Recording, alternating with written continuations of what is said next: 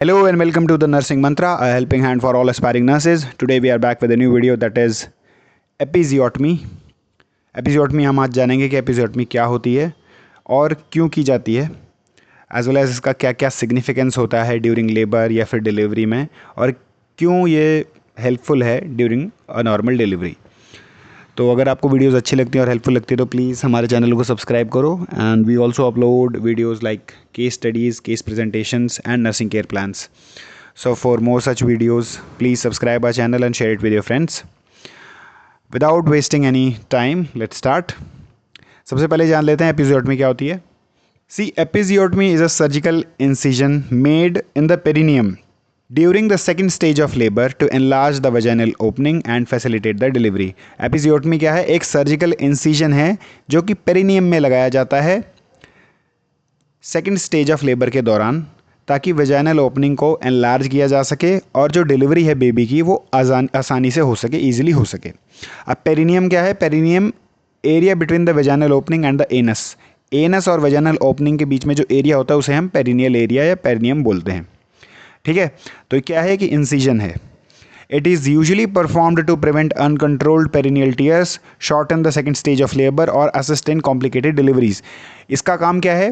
Uncontrolled perineal tears, मतलब अगर बहुत ज़्यादा फोर्स अप्लाई हो गया पेरिनियम पे during delivery by fetal head, descent के टाइम या फिर क्राउनिंग के टाइम, तो अनकंट्रोल्ड पेरिनियल टीयर्स हो सकते हैं जिनको हील करना या फिर जिनको सूचर करके दोबारा से उसी कंडीशन में मेंटेन करना हार्ड हो सकता है, काफ़ी मुश्किल हो सकता है। तो इसीलिए आप एक प्लान्ड इंसिजन लगाओ, जिसे प्लान्ड इंसिजन बहुत क्लीन होता है, शार्प होता है, इसलिए उसे हील करना, उसे सूचर करना बहुत ईजी होता है। और पेरिनियल टीयर्स कुछ इनविजिबल पेरिनियल टीयर्स भी हो जाते हैं जो दिखते नहीं हैं और बाद में प्रॉब्लम्स क्रिएट कर सकते हैं। और क्या फ़ायदा है इसका? इसका फ़ायदा कि जो सेकंड स्टेज ऑफ लेबर है वो छोटी हो जाती है, short in the second stage of labour. और ये हेल्पफुल क्यों है? क्योंकि सेकंड स्टेज ऑफ लेबर जो है वो बहुत क्रिटिकल स्टेज है। इसमें क्या है कि बहुत सारे कॉम्प्लिकेशंस डेवलप होने के चांसेस रहते हैं। ठीक है, और अदर कॉम्प्लिकेटेड डिलीवरीज हैं उनमें भी हम एपिजियोटमी करते हैं ताकि आराम से बेबी का हेड डिलीवर हो जाए विदाउट एनी कॉम्प्लिकेशन। तो इसी को हम बोलते हैं एपिजियोटमी। डेफिनेशन को आप एक बार दोबारा देख लेना। Now let's move to the objectives. Objective क्या है? To enlarge the vaginal opening for easy safe delivery of the baby. Vaginal opening को एनलार्ज करना ताकि बच्चे की डिलीवरी आसानी से हो जाए। टू प्रिवेंट अनकंट्रोल्ड और सीवियर पेरिनियल टीयर्स। अनकंट्रोल्ड और सीवियर पेरिनियल टीयर से मदर को बचाना। To shorten the second stage of labour. Second stage of labour को छोटा करना ताकि फीटल या मैटरनल डिस्ट्रेस ना हो। To facilitate instrumental deliveries. Instrumental deliveries को फैसिलिटेट करने के लिए, मान ली आप वैक्यूम डिलीवरी करवा रहे हो या फॉर्सेप डिलीवरी करवा रहे हो, तो उस समय उसे फैसिलिटेट करने के लिए हम एपिजियोटमी करते हैं। To protect the fetal head from trauma during delivery. बच्चे का जो हेड है, फीटल हेड जो है, उसे ट्रॉमा से बचाने के लिए, क्योंकि इंट्रासेरेब्रल इंजरीज भी हो सकती हैं, बाहर भी इंजरीज हो सकती हैं, फेशियल इंजरीज हो सकती हैं बच्चे को। उन सब ट्रॉमा से बच्चे को बचाने के लिए हम एपिजियोटमी करते हैं। To reduce the maternal tissue damage by making a clean surgical cut instead of a ragged tear. अब मैटरनल टिश्यू को हम अगर एक क्लीन सर्जिकल कट देंगे, एक प्लान्ड इंसिजन लगाएंगे, तो हम उस इंसिजन को एक्सटेंड भी कर सकते हैं ईजिली। पर अगर नेचुरली वो फोर्स लगने के बाद टीयर होगा तो वो टीयर एक तो शार्प नहीं होगा, स्ट्रेट नहीं होगा, और बहुत सारी कॉम्प्लिकेशंस बन सकती हैं उससे। फिर इंटरनल ब्लीडिंग भी हो सकती है। To preserve the strength and function of the pelvic floor muscles. Pelvic floor muscles का स्ट्रेंथ और फंक्शन को मेंटेन करने के लिए, प्रिजर्व करने के लिए हम लोग एपिजियोटमी करते हैं। To facilitate delivery in cases of shoulder dystocia और abnormal presentations. Abnormal presentations, vertex presentation के अलावा कोई प्रेजेंटेशन है, ब्रीच प्रेजेंटेशन है, अगर आपको लग रहा है कि without enlarging the opening of the vagina आप विदाउट इंसिजन नहीं कर सकते, विदाउट एपिजियोटमी नहीं कर सकते, तो आपको एपिजियोटमी करनी पड़ेगी। शोल्डर डिस्टोशिया अगर हो गया, शोल्डर डिस्टोशिया अगर वाली कंडीशन बन रही है, तो भी आपको एपिजियोटमी करनी ही पड़ेगी।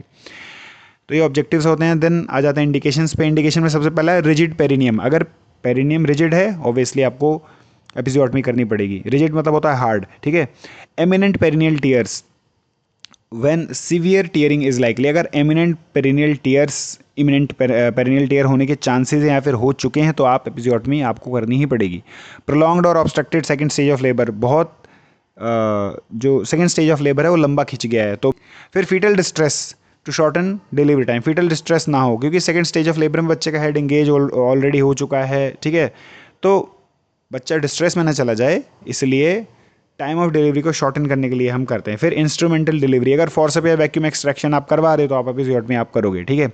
लार्ज बेबी मैक्रोसोमिया, अगर बच्चा जो है वो नॉर्मल साइज से बड़ा है, नॉर्मल वेट से ज़्यादा है, 3.5 kg से ज़्यादा है या 4 kg से ज़्यादा है तो आप ऑब्वियसली एपिजियोटमी करोगे ही करोगे।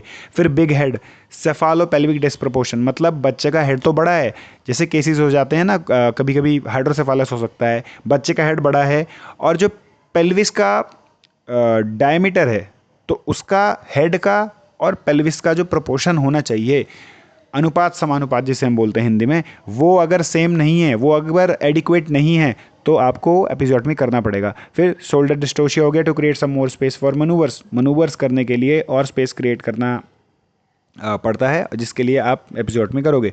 फिर माल प्रेजेंटेशन जैसे ब्रीच प्रेजेंटेशन हो गया, फेस प्रेजेंटेशन हो गया, ऑक्सीपुट पोस्टीरियर प्रेजेंटेशन हो गया, तो आप क्या करोगे, एपिजियोटमी करोगे। मल्टीपल प्रेगनेंसी फिर प्रीटर्म डिलीवरी में to reduce trauma to the fragile baby. Fragile baby क्यों? क्योंकि अभी प्रीटर्म है बेबी, ठीक है, पूरी तरह से डेवलप नहीं हो पाया है, तो इसीलिए उसे कोई ट्रॉमा ना हो जाए, इसीलिए हम एपिजियोटमी करते हैं। इसके बाद हम आ जाते हैं टाइमिंग ऑफ एपिजियोटमी। देखो टाइमिंग ऑफ एपिजियोटमी ना एक बहुत क्रूशियल फैक्टर है, क्योंकि ये जज करने के लिए आपके पास एक्सपीरियंस होना चाहिए। अगर आपने एपिजियोटमी एग्जैक्ट टाइम से पहले कर दी तो भी दिक्कत है, और अगर आपने जब करनी थी उसके बाद कर दी तब भी दिक्कत है। अगर पहले कर दोगे तो ब्लीडिंग हो जाएगी, ठीक है, एक्सेसिव ब्लीडिंग हो जाएगी, और अगर आप बाद में करोगे तो इनविजिबल पेरिनियल टीयर्स पहले से ही हो जाएंगे, तो कोई फ़ायदा नहीं होगा एपिजियोटमी करने का। इसीलिए एपिजियोटमी कब करनी है, एपी कब करनी है, हमें वो ध्यान देना पड़ता है, ठीक है।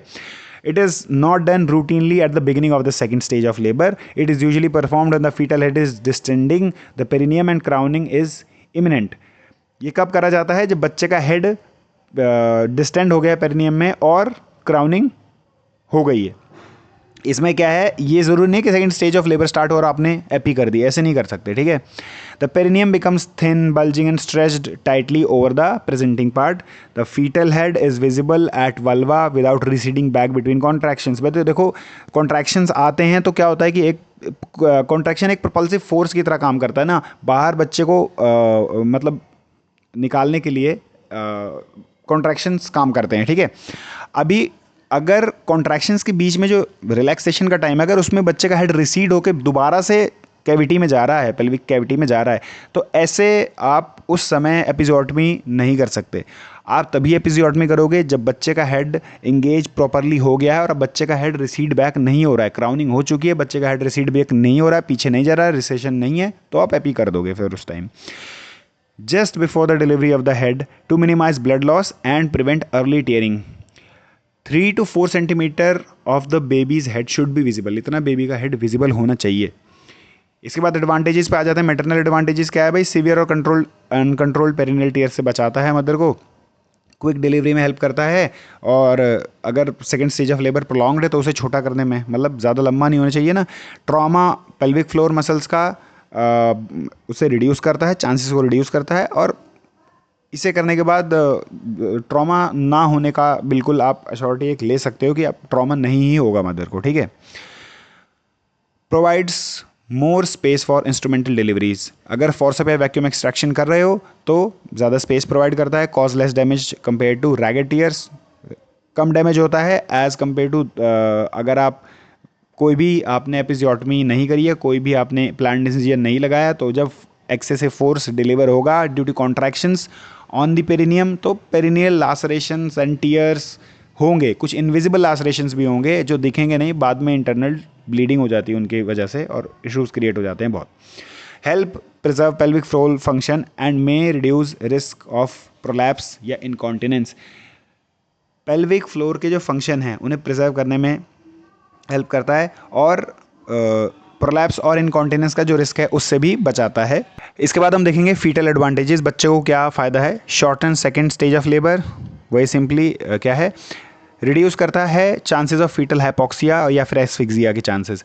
Facilitates easy passage of large head और शोल्डर डिस्टोशिया, ठीक है। अगर शोल्डर डिस्टोशिया जैसी कंडीशन बन रही है या फिर बच्चे का हेड बड़ा है तो ईजी पैसेज को फैसिलिटेट करता है। Reduces trauma to the fetal head and intracranial injury, बच्चे का हेड को कोई ट्रॉमा ना हो या फिर इंट्राक्रेनियल इंजरी ना हो जाए, इससे बचाता है। प्रोवाइड सेफ डिलीवरी इन माल प्रेजेंटेशंस जैसे कि ब्रीच, ऑक्सीपुट पोस्टीरियर या फिर फेस प्रेजेंटेशन में सेफ डिलीवरी करवाता है। फिर reduces chances of birth injuries in preterm and instrumental deliveries. इसके बाद हम आ जाते हैं टाइप्स ऑफ एपिजियोटमी, ठीक है। सबसे पहले होती है मीडियन या मिड लाइन एपिजियोटमी। इसमें क्या है, straight down from the posterior fourchette towards the anus एक प्लान्ड इंसिजन लगाया जाता है। एडवांटेजेस क्या है, easy to perform, less blood loss और बेटर हीलिंग। पर डिसएडवांटेज क्या है, high risk of extension into third और fourth degree tear involving anal sphincter and rectum.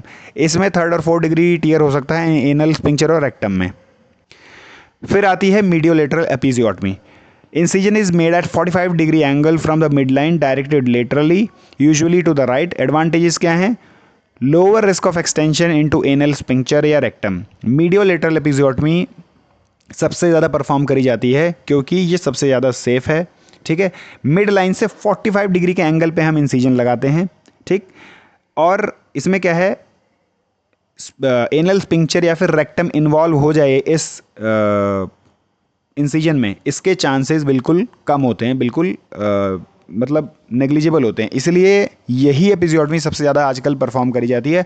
Other types of episiotomies are not performed. Disadvantages में आप बोल सकते हो कि more bleeding, more pain, difficult repair या फिर स्लोवर हीलिंग है। पर इसमें आपका जो एनल स्पिंक्चर है उस पर कोई हार्म नहीं होगा, रेक्टम पे कोई हार्म नहीं होगा। तो आपका जो बावल फंक्शन है, ठीक है, जो एक पूरा का पूरा बावल साइकिल है वो ईजिली चलता रहेगा, उसमें कोई इशू नहीं आएगा। पर आप स्ट्रेन ना करो, ऐसा आपको एजुकेट करते हैं हेल्थ पर्सनल्स या नर्सेज। देन आते हैं lateral episiotomy. Incision starts at fourchette but runs horizontally to one side. इसमें लेटरल एपिजियोटमी में एक साइड की तरफ इंसिजन लगाते हैं हम, ठीक है। डिसएडवांटेजेस क्या हैं, बार्थोलिन डक्ट्स को ये इंजर कर सकता है, पुअर हीलिंग है और कॉमनली यूज़ नहीं होता है। जे शेप्ड एपिजियोटमी फिर जाते हैं। Episiotomy starts at the midline and then curves like J. जैसे जे लेटर होता है उसी तरह से ये एक कर्व का शेप ले लेता है। ये इंसिजन जो होता है मिड लाइन से स्टार्ट होता है, फिर उसके बाद जे शेप ले लेता है। रेयरली यूज्ड जो एपिजियोटमी परफॉर्म की जाती है वो है मीडियोलेटरल एपिजियोटमी, दैट्स इट। इसके बाद हम आ जाते हैं post operative care of episiotomy. सबसे पहला है पेरिनियल हाइजीन। एरिया को क्लीन और ड्राई रखना है। यूरिनेशन और डेफिकेशन के बाद एरिया को वॉश करना है। पैड्स को ऑफन चेंज करते रहना है, ठीक है। पेन रिलीफ के लिए ice pack first 24 hours, sitz bath after 24 hours और एनाल्जेसिक्स। फिर wound care, inspect for redness, swelling, clean front to back, ठीक। रेडनेस और स्वेलिंग के लिए इंस्पेक्ट करना है और फ्रंट टू बैक आपको क्लीन करना है, बिल्कुल ठीक। Bowel and bladder care, fluids, fibre diet, stool softeners और इनकरेज वॉइडिंग को इनकरेज करना है। पर बोल रहे हैं स्ट्रेनिंग नहीं करनी क्योंकि सूचर्स जो है ना वो ढीले हो सकते हैं, फिर जो सूचर्स लगेंगे वहाँ पे। फिर आते हैं पोजीशन है मोबिलिटी, साइड लाइन पोजीशन देनी है, अर्ली एम्बुलेशन करवाना है ताकि रिकवरी जल्दी हो जाए। फिर उसके बाद एक्सरसाइजेज, हमें पेशेंट को बोलना है कीगल एक्सरसाइजेज करने के लिए ताकि जो पेल्विक फ्लोर की जो स्ट्रेंथ है वो दोबारा से वापस आ सके। मॉनिटरिंग क्या करनी है, हीलिंग के लिए चेक करना है, watch for infection science. Health teaching में पेरिनियल केयर एट होम आप घर पे कैसे करोगे, पेरिनियल केयर। इंटरकोर्स को अवॉइड करना है अनटिल हीलिंग हो जाए। और पेन या ब्लीडिंग या पस अगर बन रहा है वहाँ पे एट द इंसिजनल साइट तो आपको रिपोर्ट करना है टू योर डॉक्टर। फिर आते हैं कॉम्प्लिकेशंस ऑफ एपिजियोटमी। मैटरनल में क्या इमीडिएट क्या कॉम्प्लिकेशन हो सकती हैं भाई, ब्लीडिंग हो सकती है, एक्सटेंशन टू एनल स्पिंक्चर जैसे हमने पढ़ा था, और एपिजियोटमी में एनल स्पिंक्चर और रेक्टम भी इन्वॉल्व हो सकता है, injury to the nearby structures ऐसा हो सकता है। फिर अर्ली में पेन, एडिमा, हेमेटोमा। फिर लेट में स्कार टेंडरनेस, डिस्पेरियूनिया होता है pain while sexual intercourse, pelvic floor weakness, prolapse या फिस्टुला, ये सब हो सकता है। फिर फीटल में कॉम्प्लिकेशंस क्या हो सकते हैं, एक्सीडेंटल इंजरी हो सकती है सीजर से या नीडल से, ठीक है। तो that's it, that's all about episiotomy. और अगर आपको कुछ समझ में ना आया तो please let me know in comment section. अगर आपको वीडियोस अच्छी लगती हैं तो प्लीज़ सब्सक्राइब करो एंड अपने फ्रेंड्स के साथ शेयर कर दो। And for more such videos stay tuned.